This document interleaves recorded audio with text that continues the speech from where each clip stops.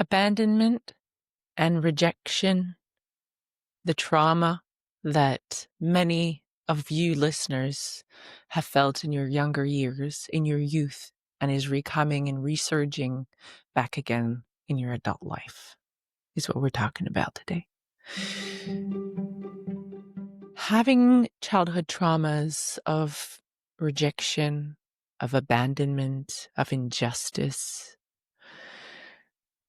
can easily resurface in adulthood in events that you would never expect. Even if you think that you've dealt with them, they can resurface. So today I want to share a blog entry that is on the Be Guided, Be Inspired community post. It's one from my personal life. And so I'm going to talk about it after this short break. Welcome aboard the podcast, A Woman's Spark with Janik, a place to show women how powerful they are and remind them of the spark that they carry, the strength that gets us up every time, a place to feel seen and understood when we don't fully have what it takes to get back up on a hard day, when we feel alone.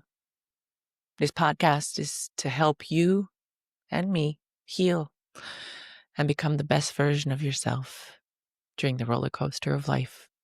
I want to build a community of women that wants to help one another and inspire each other to be stronger and more united as we were born to be. Today, we're going to talk about the childhood traumas of abandonment and rejection. Today, I'm feeling triggered. I'm feeling triggered by an event that happened today that is very trivial, but it brought back up the feeling of not feeling seen, not feeling understood, feeling rejected and abandoned when it's not the person's fault. The person is not abandoning me. The person is not rejecting me. It's nothing personal. But these resurface. And so the blog post I want to read today that is on the Be Guided, Be Inspired community. You can find it on www.beguidedbeinspired.com. It's called A Biological Father, Whatever. And I'm going to read it because it's the best way I can convey the message. A parent is a parent by choice. Why do I say that? It's because we choose. I really strongly believe we choose our parents before we come to this earth because they are part of what we need to learn in this lifetime. So a parent is a parent by choice. The title is officially given only because the person has given a seed or an egg top to create the child. But the title of dad is one that is earned by time, love, and real parenting. Some people take it more seriously than others, and that shows in the upbringing and state of mind of the child as he or she grows up. The presence, the time, and love makes all the difference. Throughout my life, I've never really been in touch with my real father, except sporadically. This is our journey. He was young, 17, when my mom got pregnant. She was 22. She wanted to keep me. He didn't. So my mom kept me without even asking him for anything. At 4 years old, we came across him whilst in the car. This is when I learned who he was. We crossed paths quickly and not again for a few years after. Later on, around the age of 9, I would go and see him and his new girlfriend, who had 2 daughters. He would take care of them, but not me. I would come back crying every time I would see him. He just didn't care about me. I was a prize to show around whenever he had a new girlfriend, or felt like it would benefit him to have me around. I'd like to add to this that I did see him between the age of 4 and 9, maybe a couple of times. Those times were every time he had a new girlfriend. At 16, I wanted to get to know him more, learn who he was in order to learn about who I was. I knocked at his door unannounced. I needed to find myself. He opened the door, surprised. He chatted for a few minutes, and he finished by saying, "I'm not ready to have you in my life. Please don't come back." He closed the door, and that was it. I left with the regret of, yet again, being rejected. Around when I turned 18, he met his new girlfriend, a sweetheart. She was thrilled to know he had a daughter. That's when he became very interested in having me in his life. Called me, offered me everything I would want, even going on a trip, take me out for meals, had chats that we never had before, all to parade me around to his girlfriend, which I didn't understand then. We created a small bond. I was happy to finally understand the other side of me I had never understood. He was funny. I liked being around him. For once he took notice of me and an interest in me like never before. A couple of years later, I went traveling and never heard back from him until I got back. He was no longer with his girlfriend. He had started using drugs again, crack. He was hurting himself. He was calling me every time he needed help. Every time he needed someone to lift him up, he would call me and I would run to him. I wanted to save him. I didn't want to go back to being fully rejected and ignored. I wanted to save the small relationship I was holding on to. The day I got kids, things took a turn. We were still back to barely speaking, and I didn't want my children to be around any drug addicts like I was when I was young. That's when I decided to block him from everywhere. My daughters had only met him twice in the distance. I couldn't put my children through anything I had been through. It was too much. I had to go. It was time to go and leave him for good, like he had done all my life. But this time it was with a decision I made with myself and my children's best interest at heart. No resentment. Throughout my 30s, he tried to get in touch with me, reconnect. He was no longer using drugs. He wanted to be part of my life and my daughter's life. It was me this time that had enough. Had enough of him. I took control of my life and simply told him that I didn't have time for him anymore.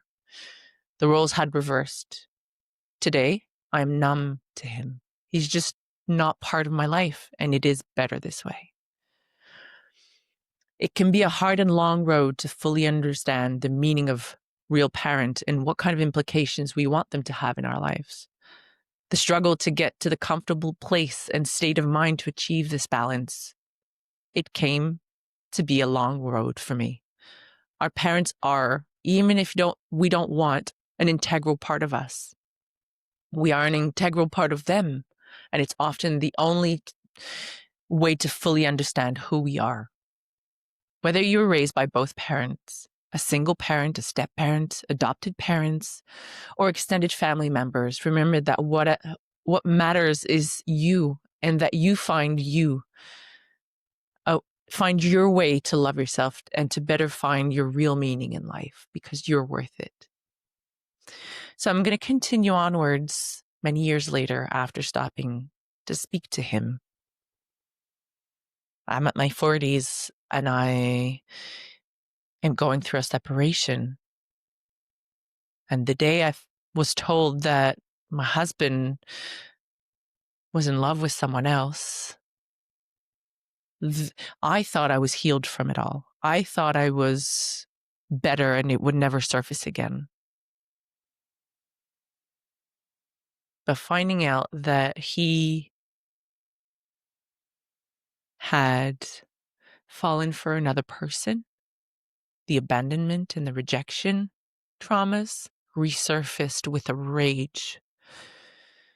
And it's been like that for a year and a half now, whilst retrying to reconnect, whilst retrying to fix everything. This trauma is deeply, deeply rooted in the person who's lived it. And no matter how hard your partner tries to fix it And no matter how hard you try to fix it,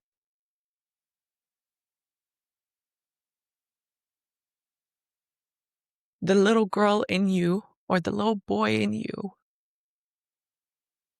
is hurt and resurfaces all the hurt from all those years.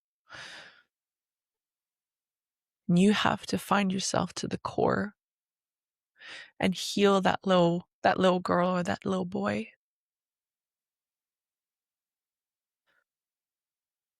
You have to find the time to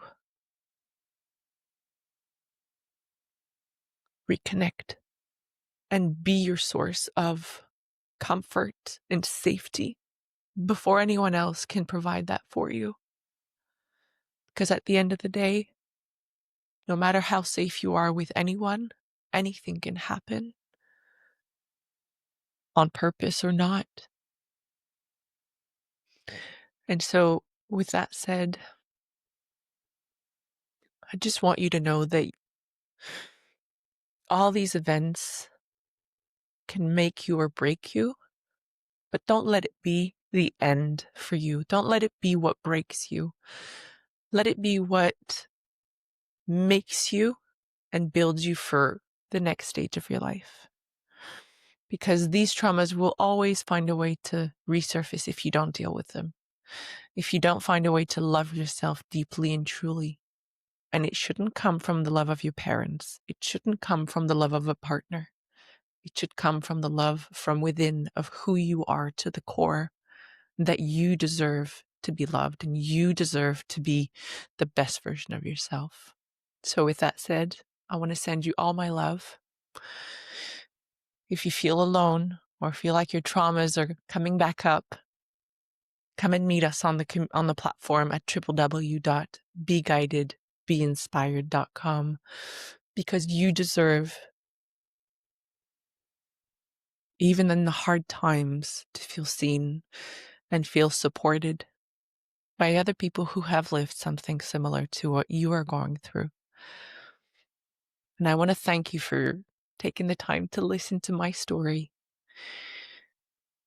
It has made, it's going to make my day moving forward lighter. So I send you all of my love. This is it for us for today. Tune in every week on your favorite podcast platform.